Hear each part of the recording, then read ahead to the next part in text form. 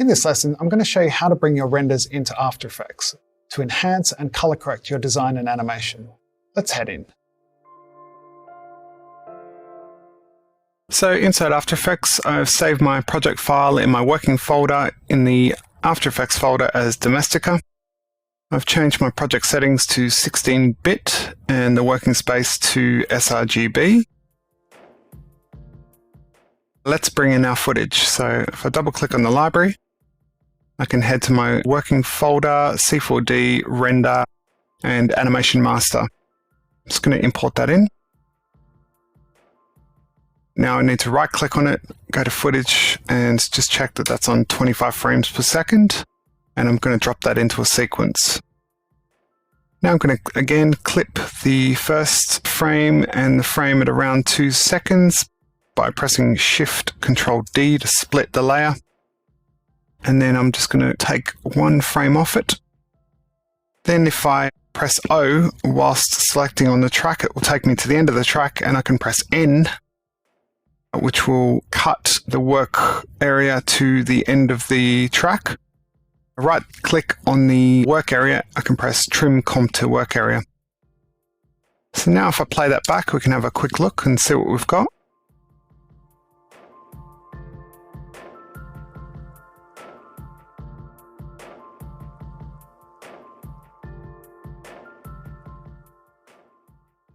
First thing I generally do is I drop an unsharp mask. I'm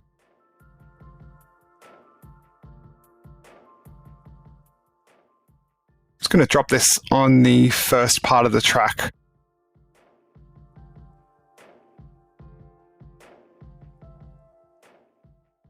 I might take it up to 100 just so we can see the effect a bit better. It's sharpening the detail in the image. We render out of Octane, there are filters which kind of slightly blur the detail, so we just need to kind of pull that back a bit, and I generally just make it 50. So we're just going to make sure that that's applied to both parts of the track.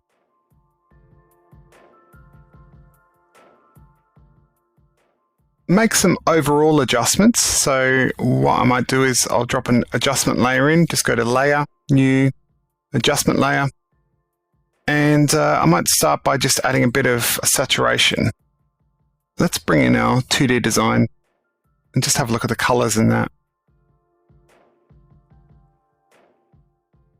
I'm just going to select on my 2D design and turn off the import JPEG sequence. So just bring that in, head to my last frame, and I'll just drop that over the top and we can have a look. So we've got a bit more kind of saturation in our 2D design. And the colors do feel a bit more punchy in the 2D design, so we could actually getting the colors to be as bold as the original 2D design. So we can start by adding some saturation.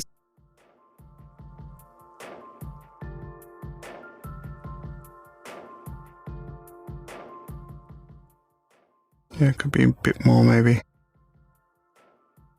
It's all right, 17.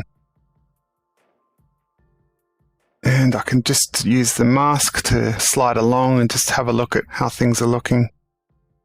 Could maybe add a bit of exposure effects. So if we head to our effects and presets and search for exposure, I can drop that also onto my adjustment layer. And that's going to come up in the effects controls just here. So now we can just kind of tweak the exposure a bit. I'm going to bring the gamma down, and I'll bring the exposure up to 1.2 and see what happens. Here, we don't want to push things too far because we want to quite like what was coming out of 3D. It's important not to push things too far, so I think the pinks are already going way too far. In the shadows they are definitely anyway.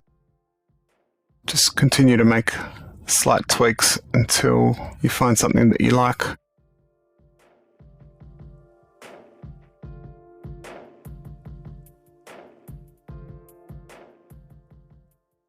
feel like the pinks in here are way too dark.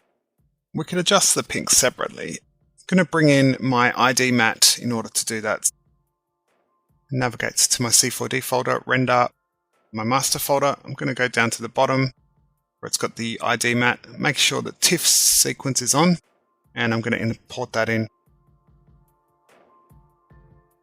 Now I'm going to copy and paste, selecting the top layer first, I'm going to copy and paste my beauty pass.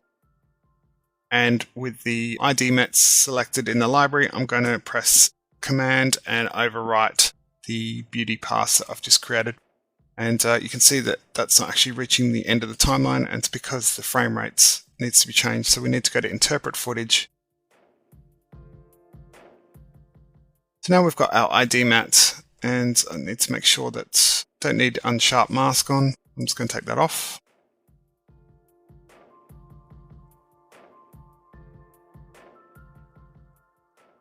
If we select on both layers of the ID mat, the two cuts, I'm going to right click on it and select Pre-Compose.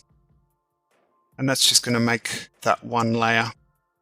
So we don't need to worry about multiple layers for one piece of footage. And I'm going to do the same with the beauty pass.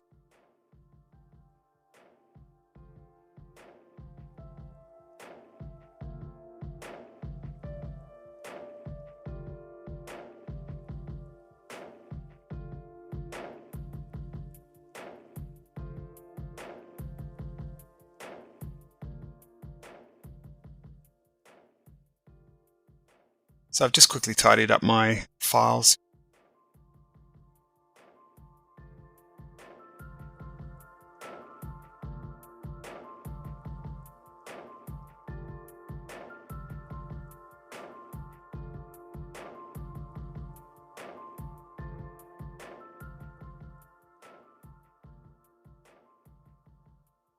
I think maybe the pink's basically a bit much. So I'm going to isolate the pink, and we can do that by working out which area our pink is. So let's say the square here, and with the ID mat selected, I'm going to come over to my effects and presets and search for linear color key. Now I'm going to turn the effect off, and with the key color, I'm going to select using the eyedropper on that particular area. So now if I turn that on, you'll see that it reveals the actual 3D behind this layer. So I can turn the ID mat off now. I'm going to duplicate my beauty layer because I want to keep the attributes of all of the other colors. So I need to drop my overall adjustment layer so it's on the original footage with all the other colors. And now I've got this beauty pass with an ID mat above it. And the ID mat has the pink of the mat keyed out. If I come to my track mat tab here, I've got some different options. Because we are keying out a color, we're going to be using alpha mat, and we're actually keying out the pink, so we're going to invert the alpha mat. We've isolated basically anything that the ID mat was pink, and using the track mat, we're saying if I select alpha mat, you can see that the effect it has. So it's cut out all of the pink, but we actually want to keep the pink. So now if I turn off solo, you can see that we're back to the original pink that we had.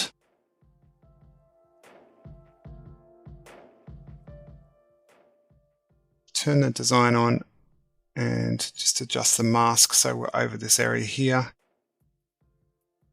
See that the pink's actually a little bit kind of more vibrant and darker here. I'm just going to use the beauty layer. So this is the original beauty pass that's out of Cinema, and we've got our adjustment layer on the rest of the image. I'm actually going to reduce this. And you can see what happens. So we've got now control of what we originally had and what we've created using this adjustment layer just by adjusting the opacity. So if you press T on any layer, will allow you to adjust the opacity. So I'm going to bring that just to 50%. That's going to be kind of enough. We can just come over and have a look at some of the other colors. Maybe the white could be a bit brighter. I feel like it's getting a little bit muddy in places, so we could adjust that a bit more. To do that, all I have to do is select on the ID mat and the pink layer we've just created, and I'm going to copy and I'm going to paste. Go to my ID mat and reset this and turn this off.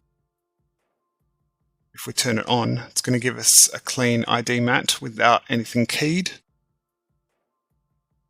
Let's work on this bit here. So if I select on the ID mat and select on the eyedropper, I'm going to key this green part here. And that's going to allow us to see the white coming through the ID mat. Now if I turn my ID mat off, so remember whenever you're working with ID mats, in order to track mat them, the ID mat actually has to be not visible. So with the white beauty path selected, I've made sure that the alpha inverted mat is on. So now that's back to the original white of the 3D. So if I solo that, you can see what's actually happening.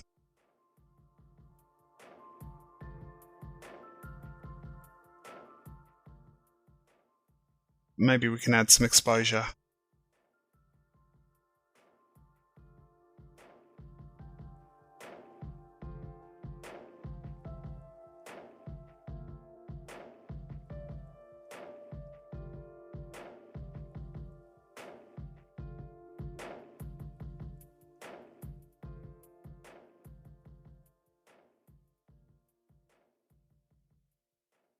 Let's have a look at that.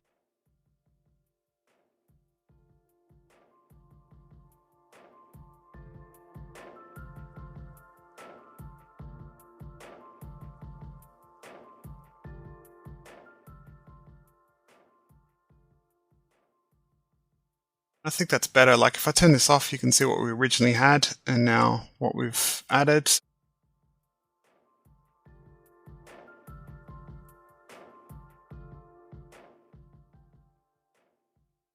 So I feel like it's blowing out a bit here.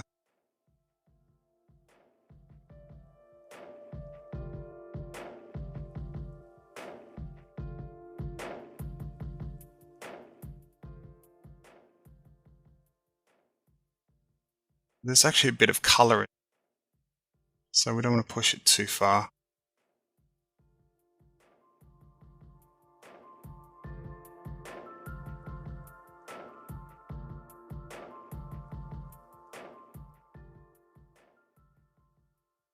There's a definite shift in color just because we've got lights in the scene and, we've got things reflecting and color bleeds and all sorts of stuff, and shadows as well.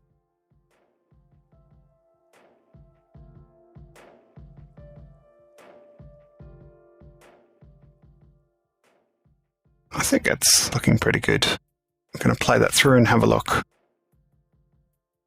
Because we've got effects on the footage and on the pre-comps, it's definitely going to play a bit slower. I think it looks like it's in a pretty good place. I think we're going to run with this. So I'm going to set this up for a render. There's lots of different effects and presets you can use in After Effects, so you should definitely explore those. Especially when working with clients who've got like really specific color palettes. It's a great way of coming in and just really kind of refining the individual colors of the different objects. So anyway, let's render this out. I've got our full animation here, and we can rename this to HD. Going to drop this inside another sequence. I'm going to call this Instagram, as we're going to create a crop of this. I'm going to press Ctrl K. That's going to bring up my composition settings. And turning off the lock aspect ratio, I'm going to make the width 1080. You can actually have a look. So if I play this back, you can actually have a look and see what we've got inside our Instagram crop. Cool, so that works. So now we've got our two versions of the animation. One's for Vimeo and the other's for Instagram. If we had have rendered a 1920 by 1920 animation, we could actually do stories as well. So I could duplicate this again and do an animation for stories. But because we just rendered HD for time's sake, we don't have that option at the moment. But that's something to consider for your animations as well. The other thing I'm going to do is I'm going to bring in the stills that we created for the style frames. So if I navigate to my render and go to stills folder,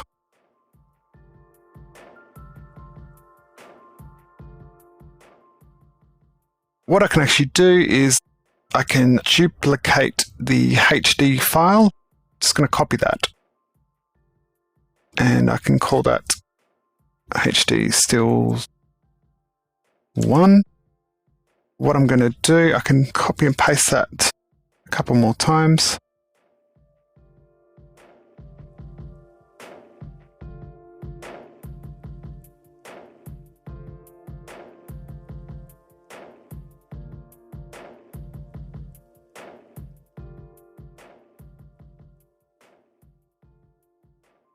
Generally, depending on what you're working on or what the workflow is, you might create style frames first. So you might actually work on kind of making color adjustments to the style frames before you actually render the animation, just to make sure that you've got all the color information that you need.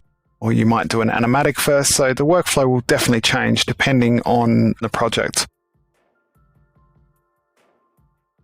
I've got my composition here with the settings that we created for the HD render. Now I'm going to basically just swap out some of these assets to our stills. So if I come to my assets folder, come to my first still, I've got my beauty pass and I've got my ID mat. So I'm just going to select the beauty pass first, and then pressing Control, I'm going to select all of the different beauty compositions. And then pressing Control and Alt, I'm going to overwrite them with the still render. And you can see that's changed that. It's turned the motion blur off, because we didn't have motion blur on our still. And then if I select on the two ID mats, I can do the same thing here. Selecting on the first still's ID mat, I can press Control and Alt, and that's going to replace that. Delete the 2D design. So that's our first still done. I'm just going to do the same with the others.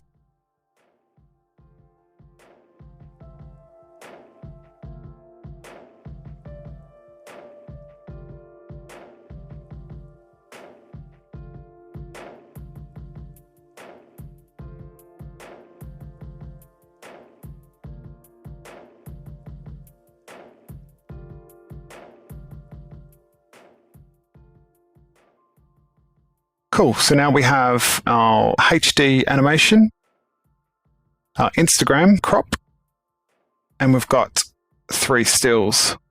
So let's set these up for render. The first still, I'm just going to go to Composition and go Save Frame As. That's going to give me some options. I'm just going to come here to my render settings and select Best. If I click on the Photoshop output module, I'm going to go to my format and select JPEG sequence, take the quality up to 10. And I can leave the rest of the settings at default and press OK. Actually, if I go to my output module now, I can select Make Template, so I don't have to change these settings again. I can create a JPEG setting and just press OK. So now if I select on my second still, go to Composition, Save Frame As, File, select on Best, JPEG. And I can do that on the third as well. Now I need to select an output path for these, so I'm going to navigate to my Domestika folder. I'll create a folder called Stills. And do the same here. You can just toggle these. So if you go to output 2, you can just say comp name so it doesn't put the other information in.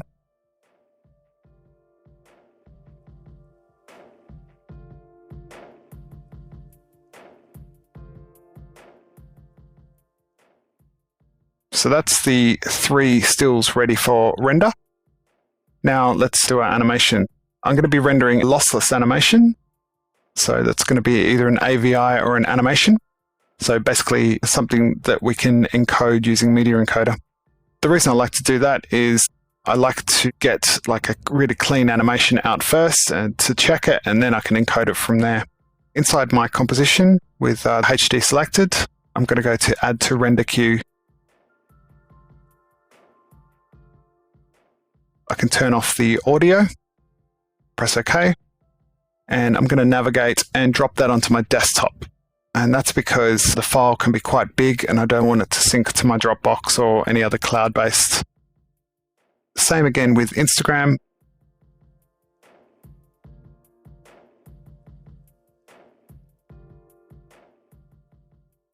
So now if I press render, it's rendered the 3 stills. I can now navigate to my master output folder and I've got my stills.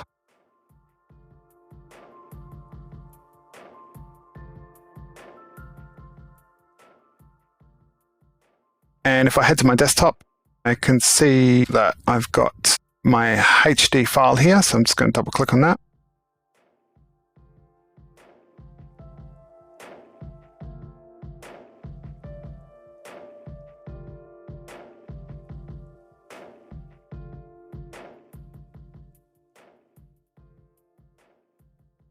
And same again for my Instagram. Great.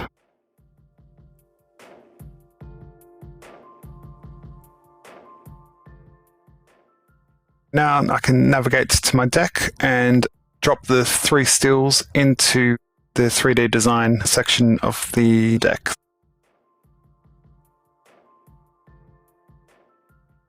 Let's just drop these in, so I might duplicate this a couple more times.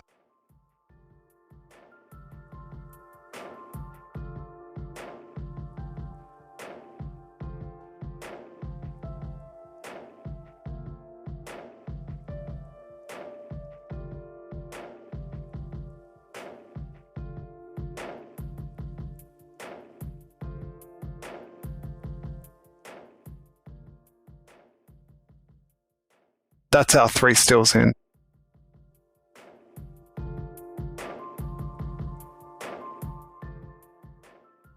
Now that we've finished color correcting, in the next lesson, I'm going to show you how to encode stills and animation for different social media platforms.